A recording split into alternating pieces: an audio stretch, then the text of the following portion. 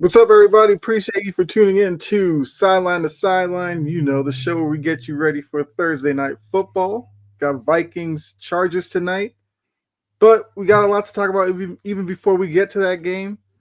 But right here below, well, I guess I should do the G thing. There we go. Upper left-hand corner, got Godfrey, the Godfrey. How you doing tonight? Can't complain, always happy to talk football. Best sport in the country, you know what I'm saying? Yeah, absolutely. Then right corner, not guarding the two, he's guarding the three. Brett, how are you doing? Oh, I'm doing great. Crazy day in the sports world to keep up with for sure today. So I'm looking forward to talking about some football today and a little bit more craziness later tonight. It's going to be a good night. So let's get it. Is that shit even real? That's going on. Like I'm like almost like I don't know. The betting stuff? Yeah. Oh, it's very real. It's very real, yeah. Well, what I mean is there's an indictment, but I don't know. I'm not gonna get political on here. It's just I don't know. Something's interesting. But if it's usually with the FBI, they're watching you for a while. So apparently this is a case that they've been studying for 2 years now. So apparently they've been watching this stuff for a couple of years now. Yeah. Makes no sense. They just gotta hire They just gotta hire a translator next time. Take the fall for him, That was their rookie mistake. No, the old Otani conspiracy. Right. But look, that for another show for another day. We have some NFL action to get into. But let's get into some of the drama with some of these teams. Let's go out to Sean Payton, Russell Wilson. We all know Giants Broncos game, which was crazy. Giants looked like they were in control. Then the Broncos stormed back with 33 points in the fourth quarter. That's like some Madden stuff right there. Sean Payton made some news after the game when he decided to take a bit of a shot at Russell Wilson, which he later said, "Oh no, you misunderstood me. That's not what I was talking about." It's like, all right, Sean, we definitely got you. But let me pull up the comment and actually, get it out there, because Russ Wilson normally doesn't say a lot. But this time he was like, nah, we're not letting this go. What's going on, Jory? What's up, Anthony? So here we go. So you know how mad you have to, make Russ for him to actually comment on something like this? Like, you could tell he was pissed as soon as he tweeted that. Which I feel like, should be. So Payton basically said, we were hoping that the quarterback change from Russ to Jackson Dart would have happened long after our game. That's the big headline from Payton. Wilson called him classic. I mean, is he telling lies? I see no lies detected. I see no lies detected here. It just seemed like there was no point in, bringing up Russ when we all know he was benched. We know you didn't want him in Denver. We get that you don't like him. He just had the comeback, even though for a lot of that game, that Broncos offense looked horrific. But now it's just like you're just kicking them down because you got the win. Would he have said this if they lost? Probably not. He probably wouldn't have. I don't know. I don't know what he would have said, but we know he wouldn't have taken that shot if they came back and if they didn't complete the comeback and lost. So Wilson called him classless, brought up Bountygate. He said all these years later, Bountygate, whatever. Then he said, let's ride, because Russ has to throw in his own little, spice on it. And then you're no longer rooting for him anymore after that. You're like, leave Russ alone. 15 plus years later through the media. That was Russ's direct clapback. So, thoughts? You know what my biggest problem with that is, though? Like, it's Sean Payton coming out like the next day and going, "Oh, well, yeah, I wasn't talking about Russ." Like, nah, you were clearly talking about Russ. Like, Yes. at least stand 10 toes deep if you're going to take a shot at Russ like that. You can't just backtrack when you're just blatantly talking about the other person like that. You could have easily complimented Jackson Dart without bringing up quarterback changes and including Russ. So, Yeah. I actually don't care. I do like a little drama with my NFL season, but like Sean Payton, if you're going to call somebody out, stand 10 toes deep.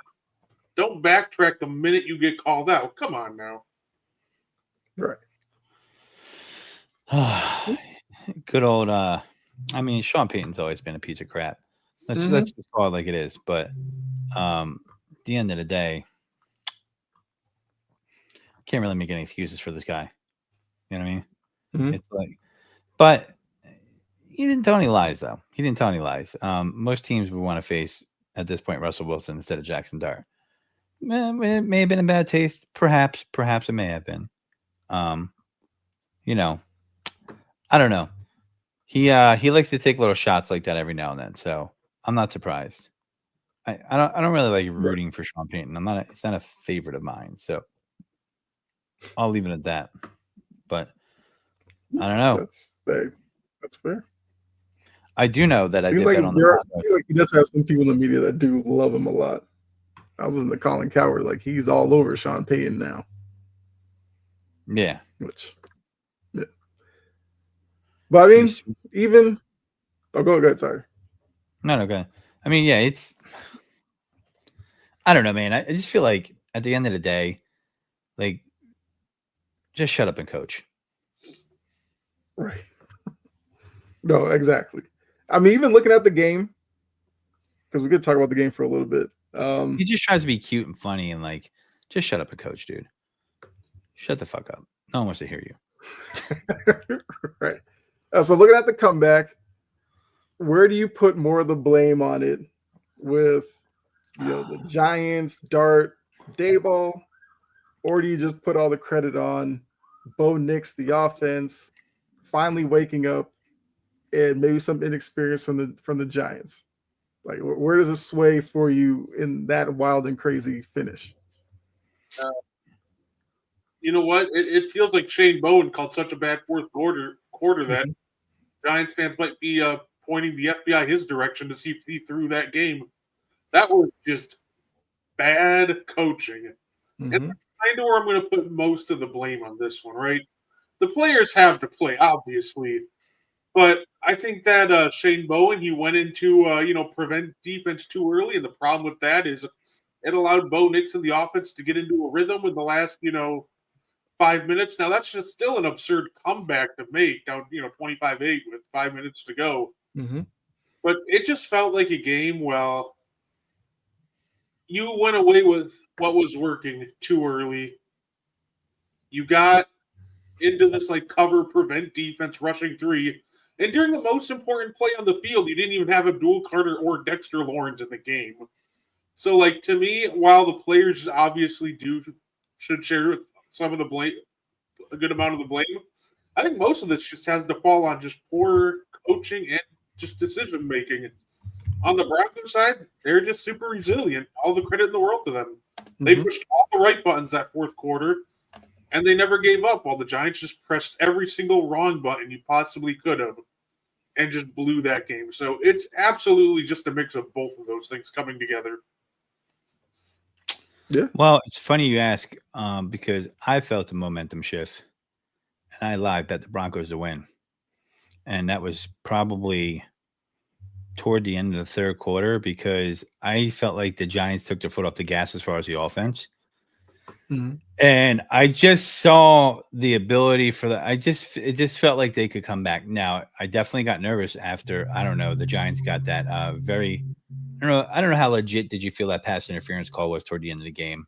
Very ticky-tacky, I thought. But they called it, and I was like, wow, I thought I had a sweet live bet that was going to win. However, the Giants do what the Giants do of the last 6 years. And they missed the extra point. I was like, at that point, I was like, I was tempted to double down on my live, but I was like, man, missing that extra point. Is this a foreshadow of what I'm about to see? Right. And it just felt like the momentum switch, the defensive play that happened before that. Right. Wasn't there a pick six? Am I wrong? Or no, that was on offense. That was There on was offense. didn't like Benito have a Yeah. pick late in the game? Yeah. Yeah. Benito got that pick. There was a lot of stuff going on that I felt like, okay, this points toward the momentum going the other way. But, after that happened, I was like, oh, they're done in the water. For them to be able to give up that, and be in a position where they can lose it with a field goal, that is heartbreaking as a team. And I think unless the Giants have a stellar finish to the season, Brian Dable will be gone as their Giants head coach. After that, I have seen enough. Mm-hmm. He is not a head coach. He might be a good offensive coordinator. They're having some success with Jackson Dart. Yes. But I'm also going to have to point to Daniel Jones being playing all world right now on the Colts, commanding the lead in that division. So I don't know, man. Like I kind of saw that game coming. I didn't see the ending coming. I was hoping for what the ending was, but I didn't see it playing out like that. And because, once it just seemed, I don't know. I don't think the Broncos are that bad. I'm like, man, they're just steamrolling people, Mm-hmm. and they just lost their momentum. I just think it was the pick.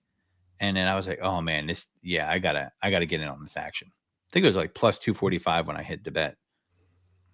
Yeah, not bad. So Brett, Godfrey did kind of bring this up. So I'm going to ask you this. With Daniel Jones' success in Indy and with what we've seen from Jackson Dart, should the Giants move on from Dayball, or should they maybe give him another year with Dart, because you have seen like a little bit of a, I guess, improvement in his game? So, if they're going to move on from Brian Dable, they should just do it after this year, right? You just kind of want to rip the Band-Aid off. You don't want to get Jackson Dart too comfortable into a system with the lame duck head coach that you're going to get rid of in 2 years. That just doesn't make any sense. Mm-hmm. It feels like that he does need to have a stellar end to the season in order to actually make it all the way, to next year. So I think that his seat is really hot, and I think he still has a chance to, salvage it. Mm-hmm. But it would take an absolutely stellar end of the year. So I think it's very likely that Brian Dable's in his last season with the New York Giants. Okay. That's what you hear. As a head coach career, he could turn it around, right? I mean, it's possible. You get a playoff berth. I just don't know, man. He doesn't give me the vibe of a coach that leads. Like I look at a Vrabel and I get that feeling, right? Mm-hmm. Where he commands leadership. And I look at Dable and I feel like he's a big man child.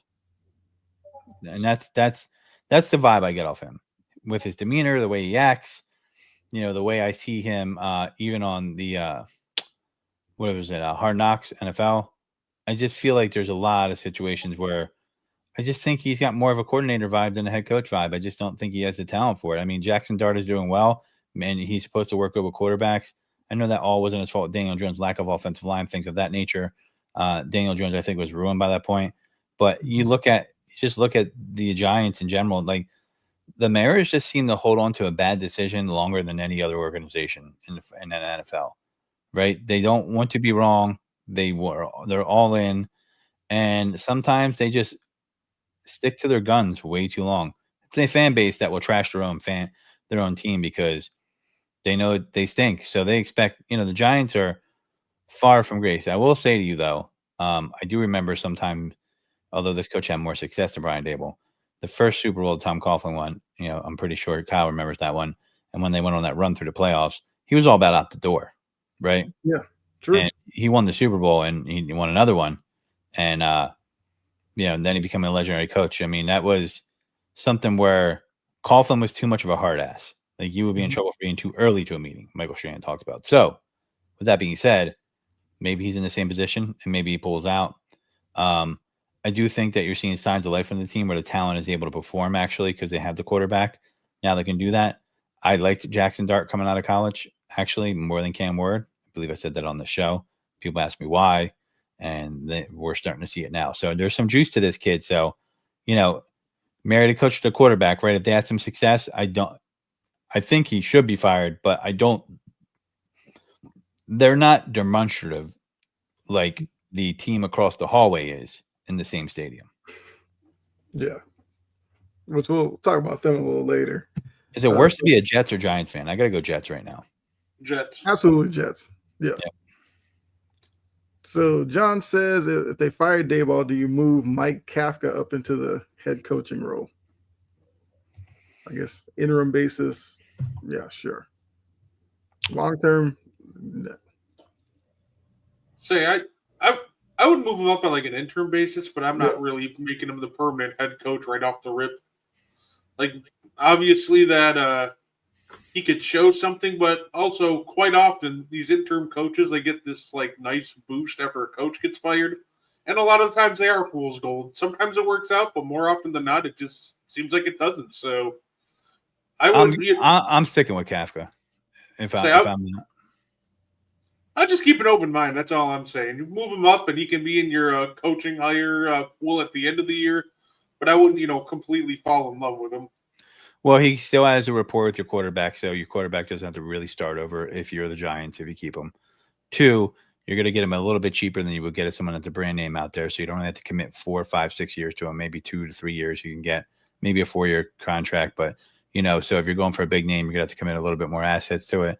As far as money goes, coaches don't affect the salary cap, but, there's going to have to be there's other things in there. So you can at least provide some stability for your quarterback that is on the upward trend, that if you go with a whole new program, you're starting all over again. So he says he was the main guy to work with Mahomes. True, but there was also a guy in there building named Andy Reid as well. So I would like to refer to him. And who also came under his tutelage. So I would go Kafka personally. If they do it, I don't see what you have to lose if you don't. And if you're going to make that move, make it now. I just don't think they're as demonstrative as the Jets to make that move in the middle of the season. If they went outside the building, are the Giants an attractive job because of Jackson Dart, or is it one that you would hesitate to take because of kind of the other deficiencies that they kind of have on that roster? I think it's actually a pretty attractive job. I think they have building blocks, right? And you got to build around those building blocks. So on top of Jackson Dart, you have Andrew Thomas, who has been arguably the best tackle in football this year. Mm-hmm. You have an Abdul Carter. You have a Dexter Lawrence. Like, there is talent to be had on this team. Now, obviously, the goal is you're going to have to start hitting on some of these back-end draft picks where I think that they sometimes struggle with, but I do think there is talent to be had and utilized to make this a, semi-attractive job. Like, you have pieces there as long as the front office supports you and make some right moves around, your foundational building blocks. Yeah, I can see this absolutely being an attractive job. Mm-hmm. If Lamar comes back and still loses time again, we hear Harbaugh's name on the hot seat. That seat should be on fire. It should be. But look, this week they had the report that they took the ping pong tables and the video games out of the locker room, so I guess they're bought in now. And Lamar does seem like he's going to come back because I guess he practiced for the second day in a row. We'll see what they weren't bought in before, huh? I guess not. I guess it was the ping pong table and the video games. Them dang video games, like your parents would always tell you. Yeah. They took the Madden out and they're like, hit the practice field. It's ping pong's fault, exactly. John did ask about Tua's comments. I did forget about Tua's comments, but we can talk about that. So Tua was asked about Jaden Waddle's involvement in the Dolphins offense. And Tua, as we've seen the past few weeks, the man's an open book. He'll talk about whatever, players' meetings when nobody's showing up. So he went on to say that his height has limited his ability to see the field properly, which affects his decision-making and leads to fewer throws to Jalen Waddle. And he said that his visibility over the offensive line has been crucial for successful throws, and he expressed that he might not throw blindly out to Waddle. what do we make of Tua, McDaniel, the Dolphins situation in general? And as John put it, should they not just put Quinn Ewers out there at this point? They won't. Say Quinn Ewers might be able to see over the offensive line, so it might be worth a shot. It's the funniest thing ever because we've seen quarterbacks smaller and shorter than Tua still be able to throw deep balls. Like Kyler Murray can throw a deep ball. Mm-hmm. You know, someone like Drew Brees, I don't think he was the biggest quarterback. He could throw a mean deep ball. But Kyler Murray has to run outside the pocket to throw a deep ball, or it's got to be a clean pocket. Like I don't know if like they're sitting in that traffic. I mean, I don't know. I kind of get what he's saying, but at the same time, like I don't know. This organization is also a dumpster fire. No, absolutely. We've seen shorter pocket passers have to drop back a little deeper, but they can still throw a deep ball.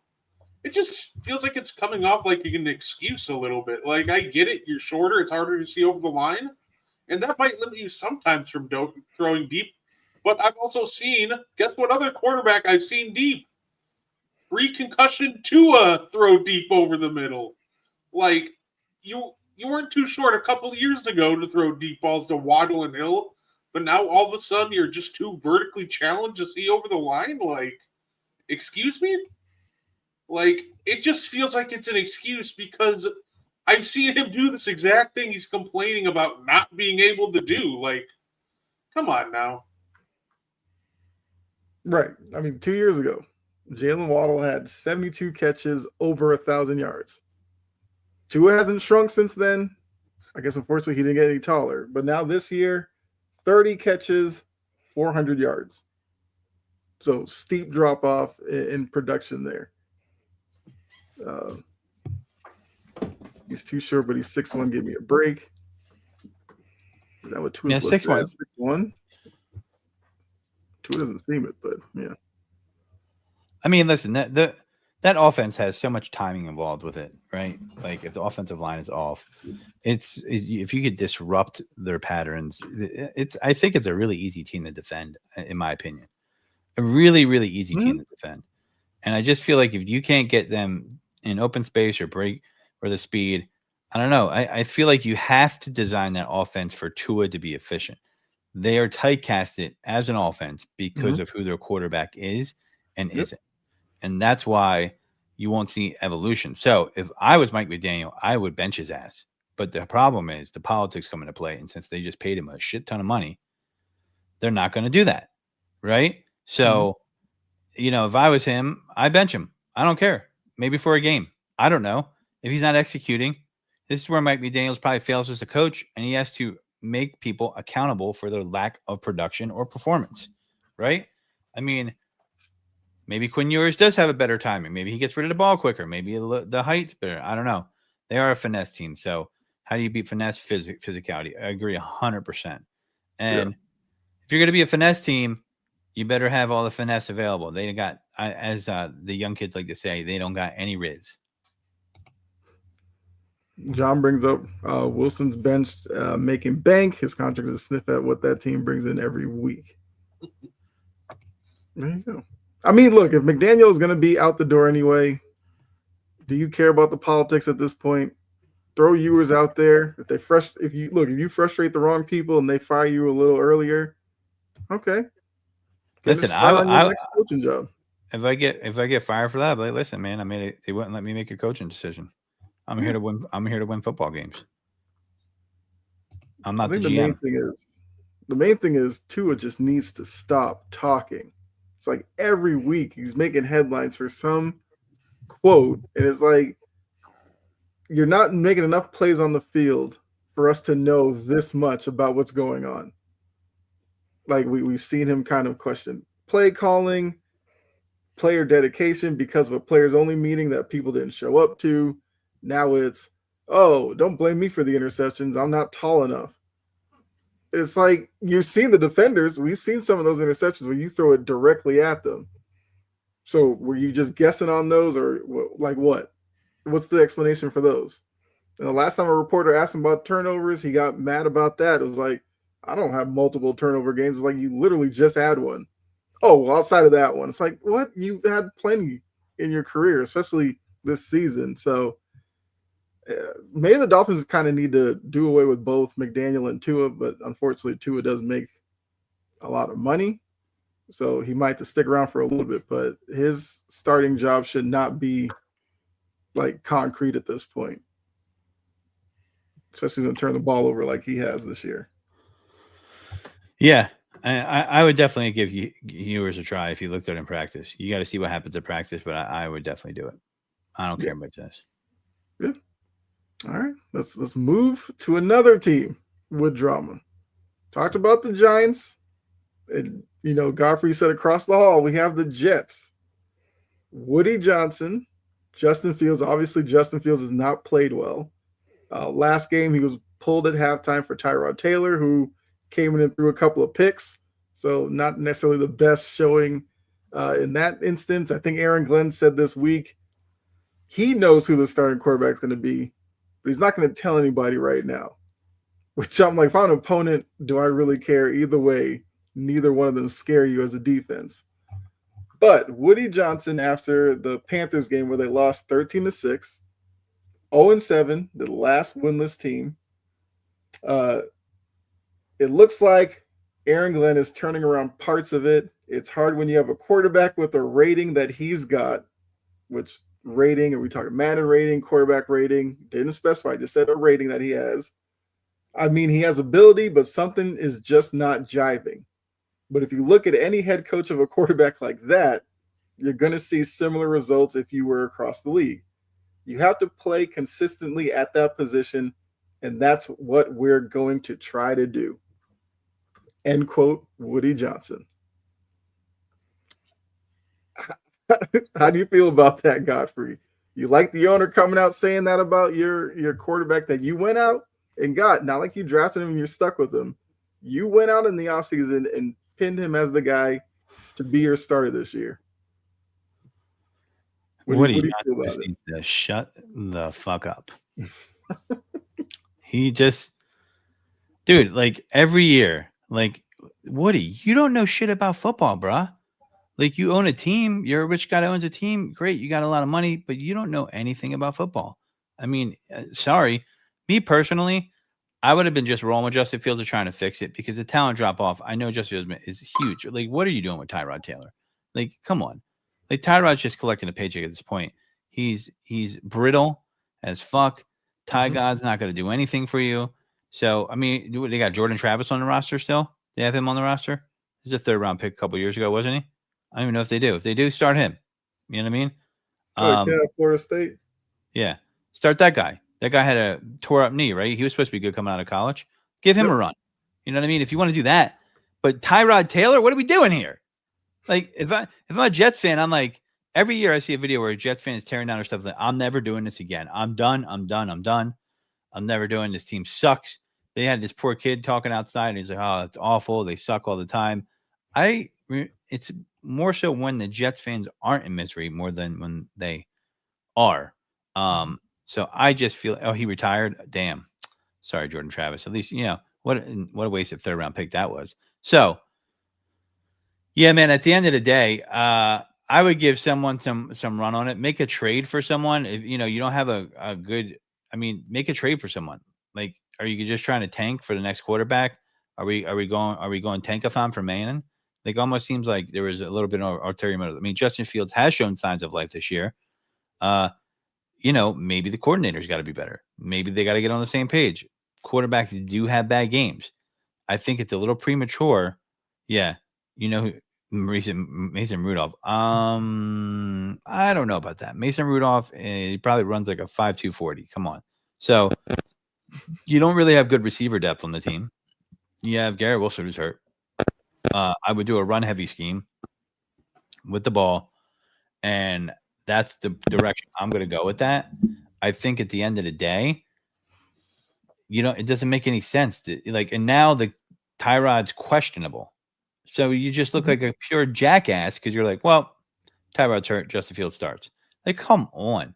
Like, you know what? If you're a smart organization, and I'm going to keep using this word, you're not demonstrative, then you wait you go through practice, you see what it looks like, see if it gets corrected through practice, and you make that call toward maybe the middle of the week. I know you want to install the game plan and all that and everything, but nah, man, have an open competition in practice. Whatever you got to do, have open competition for everybody. You're 0-7, okay? Like nobody's safe on the team, including the coach. I mean, at this rate, Aaron Glenn might be one and done. You know what I mean? And to be honest, he wasn't really a great defensive coach in Detroit. I mean, but they had the nostalgic Jets hire because he's a Jet. He loves to be a Jet. But the thing about being a Jet is it usually means you're a losing team. So I don't know. What's next? Rex Ryan comes back? Tell me what's next. I don't know. Rex Ryan did kind of want the job. Yeah, there was another piece to Woody's comments, and maybe this speaks to Aaron Glenn. He says, I think the defense and special teams are doing better. Defense is pretty good. If we could just complete a pass, it would look good. So it's like he's giving Aaron Glenn credit for the defensive side of the ball. He's a defensive coach. So that probably speaks to some type of security. And like you said, maybe you have to look at the OC or whatever as to why it's not working. Because I agree. I feel like there is a starting quarterback in Justin Fields somewhere. You just have to. I don't know. I honestly don't know anymore what you have to do with him. But I feel like he could start in this league. If he went to the Colts and worked with a coach like Shane Steichen, because we've now seen Shane Steichen make two guys that were journeymen at least look good for a season, and we'll say almost a half a season, Daniel Jones. I think if you get Justin Fields under the right coach, it might actually work. You know, Justin Fields wasn't horrible last year. And now it looks like the Steelers made the mistake of going with Russell Wilson toward the end of that season, right? I don't know, man. Like I've seen flashes of Justin Fields, and I see him make plays that just make you go like, oh my God, this guy's awful, right? But I don't get that Carson Wentz feeling from him, right? I mean, I don't know. It just what's the alternative? They're just grasping at straws right now. Right. They only have two quarterbacks on the roster. It's him and Tyrod Taylor. They don't even have a third one active. Yeah, I don't know who's on their practice squad or anything like that. You know, Canadian Premier League. They have Brady Cook on the practice squad. There you go, Brady Cook. Yeah, Canadian Premier League, he'd be MVP there. Don't even lie to yourself. But I hate to break the news, but there is not a quality starting quarterback in Justin Fields. He can be a starting quarterback, but any quarterback in the league could be a starting quarterback. There's not a good starting quarterback in Justin Fields. I think he could be a spot starter or a high-end backup, but if your job is doing football games, you're not going to be making any real run with Justin Fields as your quarterback. And I think it kind of showed last year. He had the best coaching he had. He had Mike Tomlin, and he looked like a serviceable quarterback. He didn't look world-blown. He didn't look like a quality starter. He looked serviceable, which is fine. I think there's a lot of money to be made by being a serviceable quarterback. But the idea of Justin Fields being a high-end quality starter, that's gone. You can put him with Shane Steichen, and I think Shane Steichen can make him a serviceable quarterback too, but I think that's just all he is. If you're starting quarterback's Justin Fields, that's it. You're not going anywhere. You can probably eke out some wins. You can probably get yourself to a 500 record, but that's kind of what serviceable quarterbacks do. They don't win you games, but they don't lose you games either. So I think the idea of him being a quality quarterback, that's just gone. He doesn't like to throw into tight windows. His flaws are just very apparent at this time. So I think with all that I've seen, sure, he could be a starting quarterback, but he's more like a placeholder quarterback while you're blue chip prospect is ready to start next year. Catch my drift. I just don't know why the Jets didn't have a better plan for him to get implemented into New York. I don't think when I look at it from afar, he's an experienced quarterback, but that he's kind of on the fringe of being a starter possibly, right? So what's the plan? Surround him with talent. They did lose. Here's the thing though. They did lose a really big piece on the offensive line at the beginning of the season, correct? Was it their left tackle or right tackle? I can't remember. I gotta remember back. They did lose somebody on that line. Hold on. Who is the guy that's always hurt? Oh man, I can't remember his name. Anyway, sounds so unknowledgeable right now, but you guys, you know what I'm talking about. It's the main tackle they took in the round, and I believe it's a first round pick. They've Well, had they lost Elijah Vera Tucker. Elijah Vera Tucker. It's a big loss, right? Yeah, guard. Yeah. Yeah, huge loss. All right, especially on a team that was going to run the ball a lot. So you see the people overlook the guard. I mean, look at the Eagles with no Mekhi Becton. What kind of production are they getting from the run game right now? Not a lot, right? So did they really successfully replace that? I don't know, man. The Jets just feel like they throw shit at the wall and hopes it sticks. Oh yeah, this isn't all on Justin Fields. This is definitely just the Jets' problem of not having a plan in place. But Nathaniel Hackett. Yeah, Nathaniel Hackett's just terrible. But that's just kind of the Jets' MO at this point. Just pray it works out, and we'll plan later. Right. So, question: if you were running the Jets in the next 3 to 4 weeks, would you continue with Justin Fields? Would you call the Giants for Reverend Jameis or Russell Wilson? See which one's available. What would be a better option to you? I would call the Cowboys about Joe Milton. It doesn't make sense for them to go some veteran stopgap quarterback, because if they're doing that, just throw Tyrod Taylor and his bum knee out there if you just want a body to survive the rest of the year. If you're going to make a trade, just try to swing for a young quarterback that might have some potential. And if it doesn't work out, the draft's right there for you next year. I'm trading everything and rebuilding and getting all the assets. And next year's supposed to be a quarterback-rich draft and getting someone from the draft. I mean, at 0-7 already, they're 0-7, right? Yep. I mean, the season's lost. There's no playoff hope. Are they going to rip off 10 out of 11 wins? I highly doubt it. Right. So maybe do that. Maybe get like a Joe Milton, something like that, so people could continue to develop. But I mean, Will Levis, yeah. Man, you want to talk about a guy that the Canadian Premier League doesn't even want him. That's your guy right there. Joey's willing to give him away for like a tennis ball at this point. I didn't even know he was still around. He's on IR.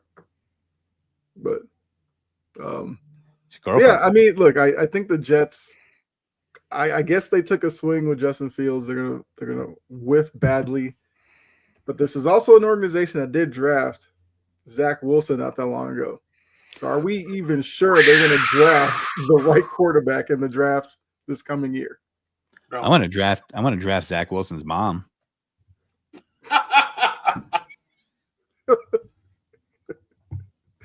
Hey yo. It's the Jets. They'll probably draft like a tight end and just trade for Graham Mertz or something so ridiculous that you won't see it coming. Yeah. Well, hey, that's the Jets' problem. But look, let's go ahead and get into some of the bigger games from last week before we get into tonight's game. So look, the Bengals started last week with a Thursday night win over the Steelers, 3-4. The Steelers are 4-2. Even though all the attention is on the Ravens and Lamar coming back because they are still the favorite to win that division. The Browns are also coming off a win over the Dolphins, but we just talked about the Dolphins are, folding up shop at this point. What do we make of the AFC North? Are the Ravens still the favorite in your eyes with Lamar coming back? Because that would mean you don't trust the Steelers and you don't trust the Bengals. Brett? Is Lamar Jackson going to play linebacker and get some stops? Because if not, then the answer is no. And that's the problem. The problem isn't the offense. The offense with Lamar Jackson dropped 40 and the defense couldn't hold the lead. Mm-hmm.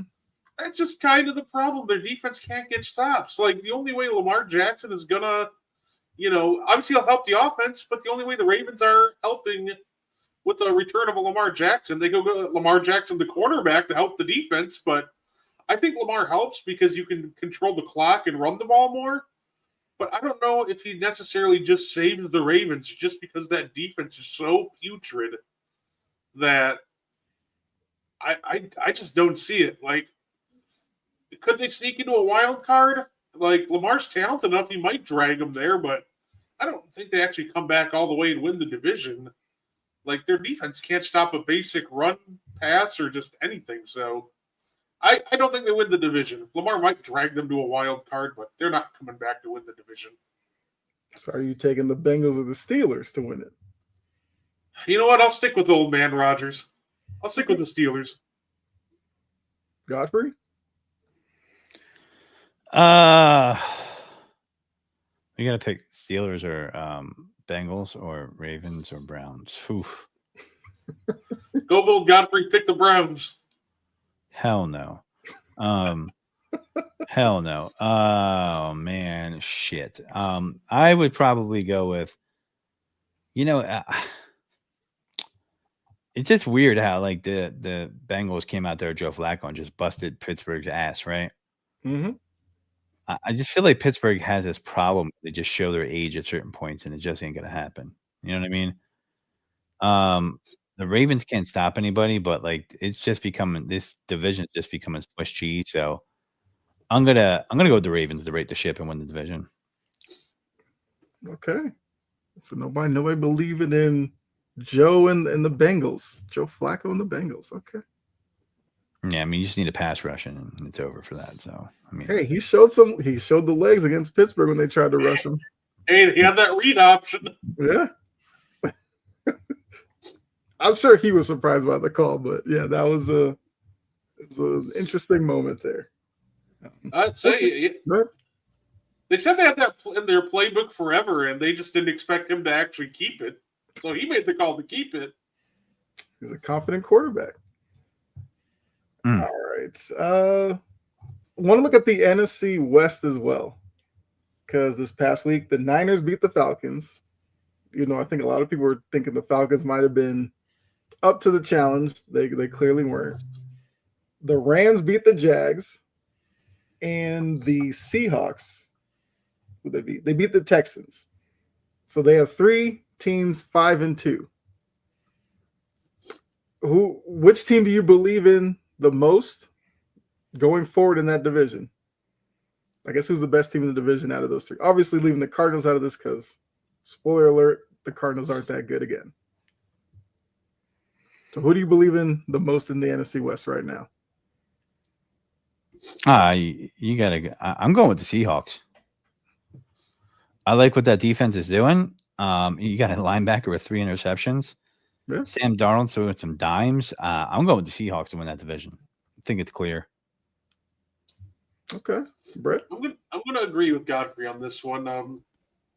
Sam Darnold and Jackson Smith-Njigba are just a lethal connection together. I love the run game with Walker and Charbonnet. And the defense just has always seemed to show up for them. There's been a lot of talk, obviously, with struggles with guys like Tariq Woolen, but overall, the defense has been solid for them. I think that's going to be enough for them to win the division. I think their biggest rival is obviously going to be the Rams. Mm-hmm. But you know what? I've seen enough. I'll believe in them. I'll take the Seahawks.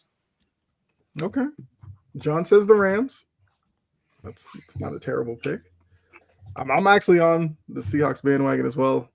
Like I said before the season, they were a team to watch in that division because I just think Mike McDonald, who left Baltimore to take that head coaching job, and we're seeing with him gone what the Ravens defense has turned into.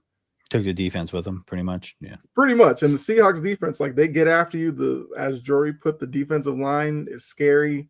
Brett, as you alluded to, and Godfrey as well. Darnold's playing well, and JSN has emerged as a legit number 1 in that offense. So I think they're probably the best team right now. The Niners are winning, but there's still injury concerns. There's still, I think, the hesitation to like fully buy in on Mac Jones. Plus, Brock Purdy is coming back pretty soon. So, yeah, I think it's kind of the Seahawks division to lose. Even though the Rams will give them a good run because Matt Stafford is playing well also. All right, let's go to Indy. Colts come off a win over the Chargers 38-24. Simple question.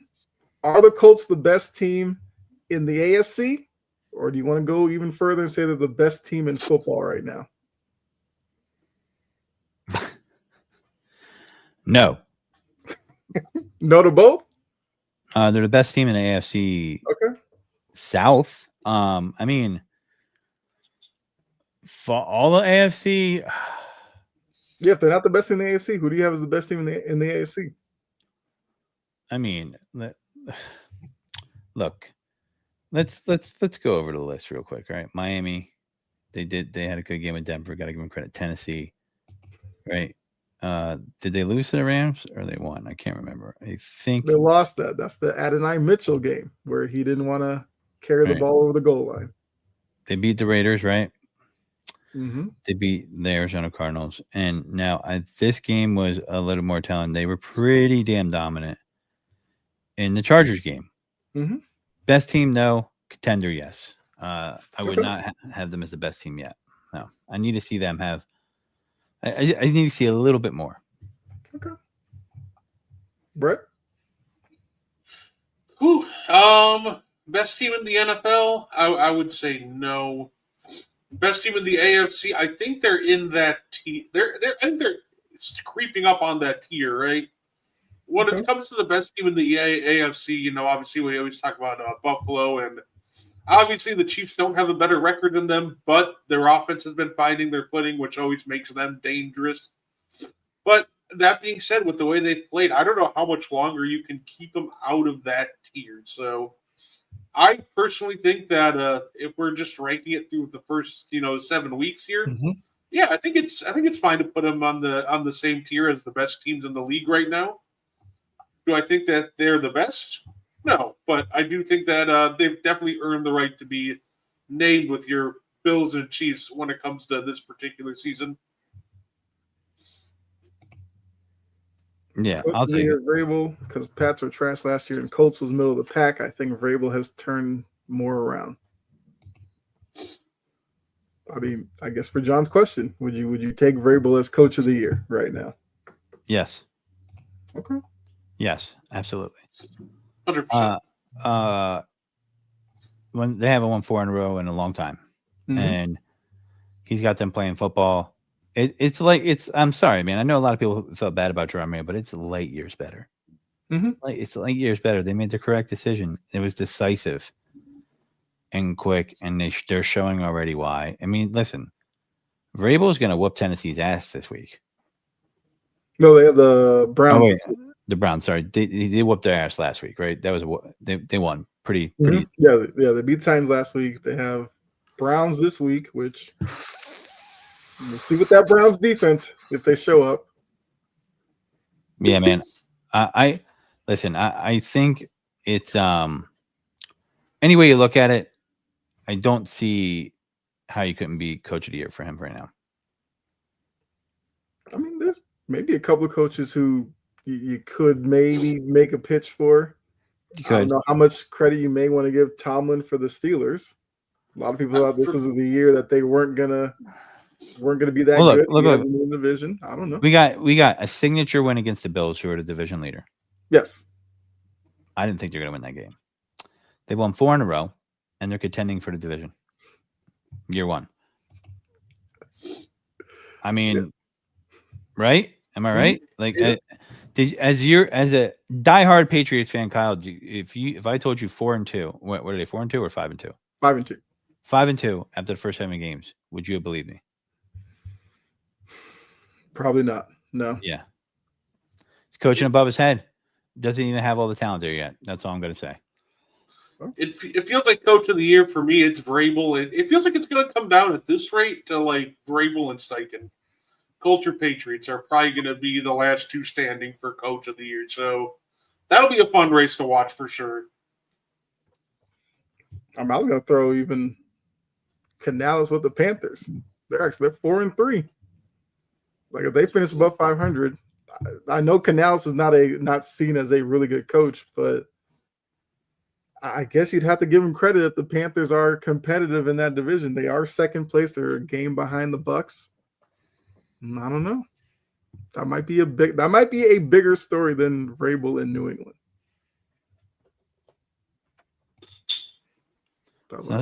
Yeah. It could be. Not bad. Okay.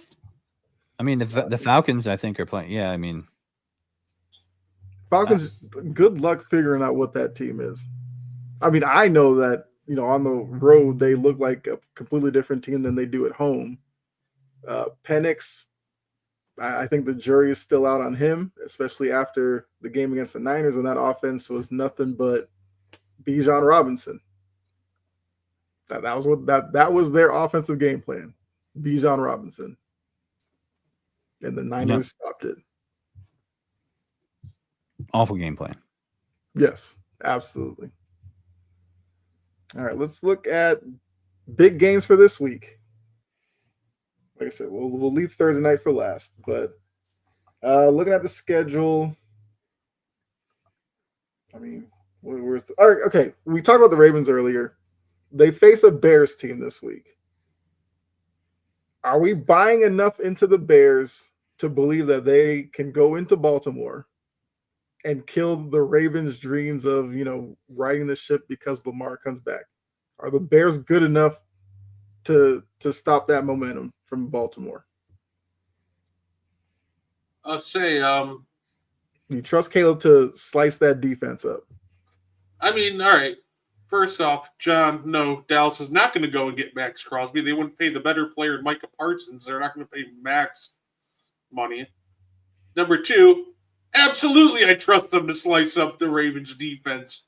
At this point, I trust almost anybody to slice up the Ravens defense. The Ravens defense hasn't shown me enough that they can prevent, getting decimated unless they just happen to be facing the Browns in week 3 or whatever that was. So the only thing that they've shown the Ravens is they're bad. They're awful. They're one of the worst defenses in the league so far. So I absolutely trust Caleb to go in there and slice up that Ravens defense. And it's really up to them to show us something at this point. Go out there, make a statement against the Bears, do what you gotta. But as of right now, yeah, why not? Caleb could go absolutely torch the Ravens without an issue, it feels like. All right. Godfrey, you trust in Chicago to go in there and win? You do believe that the Ravens could win the division? I feel like you're going to assume that this is a game they have to get. So they got it. I could see the Bears winning this. And if the Bears win, would you change your thoughts on the Ravens winning the division? Because they would be 1-6 at that point. Yes. Okay. Yes. I mean, it's really going to tell, like, is Lamar going to mail it in? Like, I mean, I feel like this is going to be the season where John Harbaugh gets fired. Okay. Because it's just going to be one of those things where, hey, man, like, what else is there left to do? Right? You're not going to get rid of Lamar. I don't think Lamar should be getting rid of.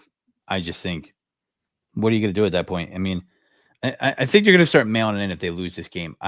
They're playing as a desperate team, but I just don't see this. This team has never had the ability to win when they had to. Right? I mean, I haven't seen that. Like, I haven't seen. I mean, they would have had 1 or 2 games here, but this is a backup. You're going to see what they're made of in this game. I think that's a fair assessment, and I agree with you. Like, I don't think they're going to come back and win it, but if they don't look any better against the Bears and they lose to the Bears, I think you put a fork in them. I think they're done. Like 1-6, you probably would need to win. Let's say even 9 games wins that division. Like they're going to have to go 8-2. You think that team's really going to fight and claw their way to an 8-2 record to finish the season? Probably not. Nah. All right. Another matchup.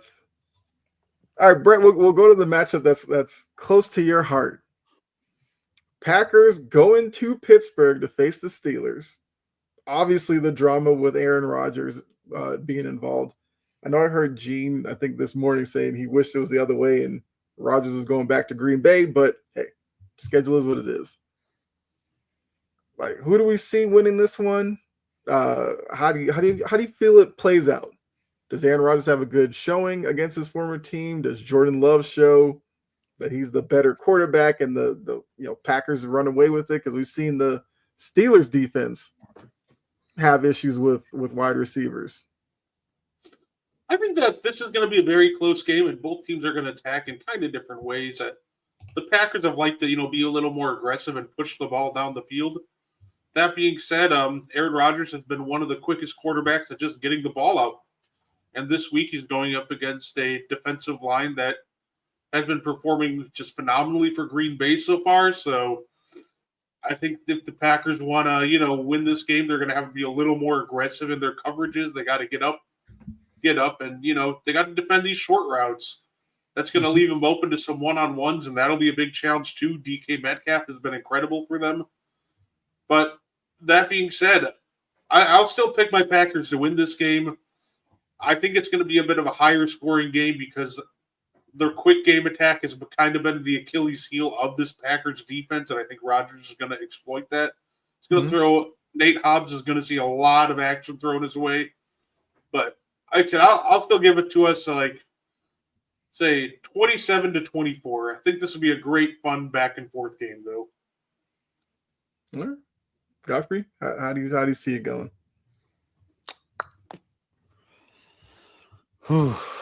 Remind me what game? Steelers, Packers. Packers. Yeah, Packers at Steelers. Sunday Night Football. Overhyped game in a week. So I just hope the Packers don't do a little 40-40 tie dance again. That would suck because that's lame. But I think Pittsburgh, it's in Pittsburgh, so it's a little bit different. I think Aaron Rodgers is going to be motivated to win. The one thing that I know Aaron Rodgers plays for the most is his ego. So he's defending his ego here. This is the main reason why he's playing the game and the main reason why he's still playing with Pittsburgh, right? He didn't want to go out looking like that last year, having a Brett Favre-esque season on the Jets, and went back to the Steelers. So I do think, I want to say, yeah, the Packers could win on the road, man. But dude, they're like, people talk about the Falcons, like, who is that? Who are the Packers? 1 week people are like, oh, they're here, they arrived. Micah gives them all the juice, and then the next week you're like, what the hell just happened? And then so it's just, the Browns, it's like what? And it just, you don't know. So I think Micah definitely gets a sack, but I'm gonna go Steelers here. I think Steelers win because they got the home field advantage. It's a slight edge. Who are the Packers #1 in the NFC? That's what we are. Right. I would probably take the Packers. I feel like I trust who the Packers are a little bit more than I trust the Steelers being this good right now. But I think it's gonna be a great game. Like Godfrey, you said it. Bright lights, a Sunday Night Football. Rodgers is going to try his best to put on a show because he would love nothing better than at the end of the game to be walking towards the middle, dapping up Jordan Love with a win under his belt. But I think Love and the Packers get it done. All right, let's go lightning around on a couple of games and then get into Thursday night and we'll get out of here. Eagles, Giants. Can the Giants bounce back from that horrible loss and take down an Eagles team? Or do the Eagles exert some dominance and show why they're the class of the NFC East? Nah, Eagles are going to be out for blood. The Giants are going to be exhausted after that emotional game that they just had. Give me the Eagles in this one. Yeah, give me the Eagles. I guess I'm biased. You see my hat, but divisional team, they're not sneaking one past them again this week. That was a tough time for me that night. The Dodgers finished the Phillies off, and then I was like, what the hell is happening here? I felt like Vince Lombardi. What the hell is going on here? You know what I mean? So yeah, and I think the Eagles are going to exact revenge. All right. Yeah, I think the Eagles win as well. Do the Jets get their first win at Cincinnati? No. Say no. Hell no. Okay. They're tanking at this point. Come on. They ain't doing nothing. They got to get that #1 pick. I think it's a fun game. Do the Jets win this week?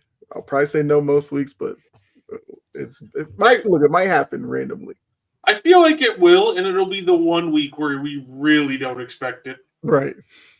Like I said, I'm telling you, it's going to be that Baltimore game, and it'll be really funny. Yeah. That'd be so funny for me. Bills go on the road to face the Panthers. Are the Panthers for real looking to go 5-3? The Bills coming off a bye. They limped into the bye. Do they get right and get their 5th win, or do we think the Panthers could beat them at home? I think the Panthers are legit enough to be a wild card team in the NFC, but they're not legit enough to beat the Bills at home. So give me the Bills on this one. I think the Red Rifle, Andy Dalton, will be starting for the Panthers. Oh God, yeah, Bills by 70. Okay. The what? The Bills going to the Panthers, where Not Andy Dalton is starting. I'm not even going to analyze this, Bills. Okay. It doesn't deserve even thought. Bills. Yeah, we're just going lightning round. Bryce Young, like slight chance. Andy Dalton, yeah, Bills by 100. Cowboys Broncos. Everybody's been talking about that Cowboys offense. We know what the Broncos defense can be. Who wins that one? You know what? Give me the Cowboys. Okay. Godfrey, who are you taking, Cowboys or Broncos? It's in Denver? In Denver. Yep, in Denver. Nah, it's going to be Broncos. Yeah, I kind of think the Broncos.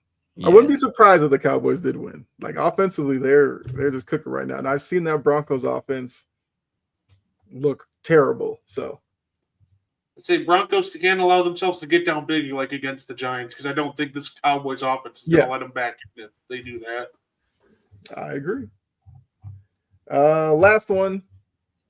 49ers go to Houston to face the Texans. Houston, the team that, a lot of people were showing some love, and then they had a setback against the Seahawks. Who wins that one? And I believe Mac Jones is still starting. Houston, but I'm not happy about it. I mean, not 49ers, but I'm not happy to pick them. Okay. Scared me there. I thought you Yeah, it's the 49ers, man. CJ Stroud just seems lost. That team seems lost. I really think, until they get a running game going again that's steady, they're screwed in Houston. Point blank. Yeah. All right. So Thursday night, and we'll get out of here. We have Vikings at the Chargers. Both teams looking to get back on the winning track. We know the Vikings have the Flores defense. They also have Carson Wentz at quarterback. The Chargers have some issues on the offensive line with injuries.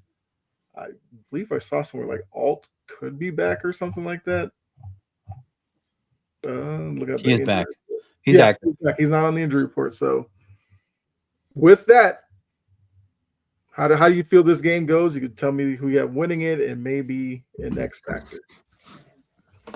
I think you just said I think the biggest part of this is Joe Alt is back. Yeah. You needed somebody to stabilize that line. With Joe Alt back, now I have more hope that the Chargers win this one. I think without him, then it's interesting. Then I think Brian Flores can confuse this offensive line a lot easier. At least Joe Alt gives them one solid piece that can just be an anchor. So, you know what? With Joe Alt back and the fact that Carson Wentz is the Vikings starting quarterback, I'll give me the Chargers. Okay. The line is 3.5. So I guess you want to throw that into your prediction. Yeah, Chargers cover the line. They I think they win this one rather easily, like 27-13. Okay. Godfrey, what do you think? I think it's the Chargers. I don't know what the Vikings are doing. They should have JJ McCarthy starting. What are they going to put him in bubble wrap the whole time he's out of college? They say he's not ready, but I don't know. I kind of call bullshit. And then what are you going to get with Carson Wentz? I don't know. I think he's not going to give you any juice. He's going to give you a few turnovers to the other team, and just with that alone, I'm taking the Chargers all day. All right. You have a score prediction, or did you see how awful that pick was that he threw to Jalen Hunt last week? That we ran back? That was probably. Mm-hmm. I'm gonna go. 30-27 31-17 Chargers. Okay. I just looked it up. The Vikings, all they're saying is that J.J. McCarthy is close to. You know How what's close? I don't know. These nuts. That's what's close. Problem with him just being close all these weeks is the NFC North is such a tight division, and the just NFC in general. So, close could also very well lead to them just kind of falling out of the race. Did you guys hear that ESPN notification? Yeah. Adam Schefter is reporting that Kevin O'Connell's full of shit. Yep. Breaking news here. So, I mean, look, maybe tonight is Carson Wentz's last stand. Because if they lose this, they do drop to 3-4. And maybe at that point, you're like, it's his. just gotta Well, get they're some not. energy. It's his last stand forever. There's never going to be another Wentz wagon again. That died years ago in Philadelphia. Mhm. This guy, listen, McCarthy, like, find out what the hell you have. Like, what do you mean he's close? Like, Close what? to injury return. I don't know. I don't know, maybe the short week they. I mean, listen, I would think maybe game. if you didn't get Christian Darrisaw back, but he's active tonight, right? Mhm. I don't know. Yeah, Full of shit. Believe I. Skull my ass. Either. Skull my ass. Yeah.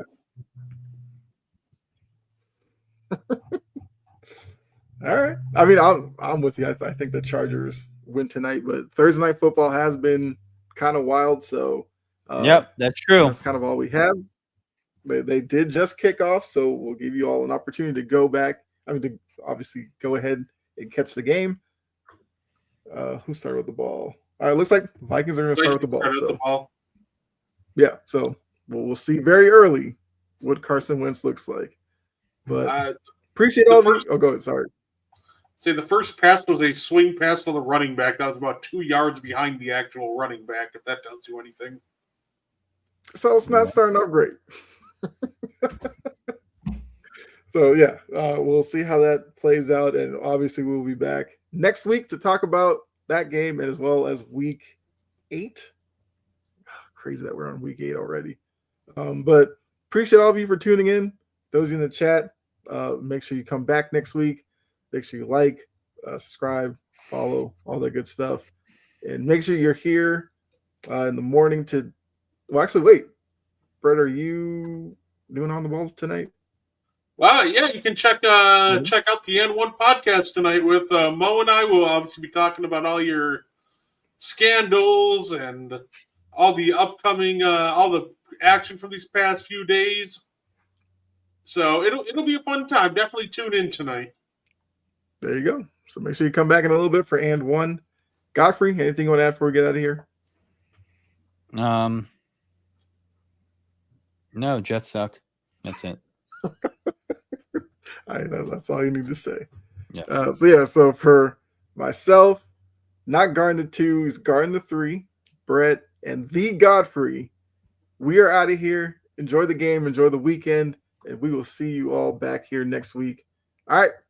Bye.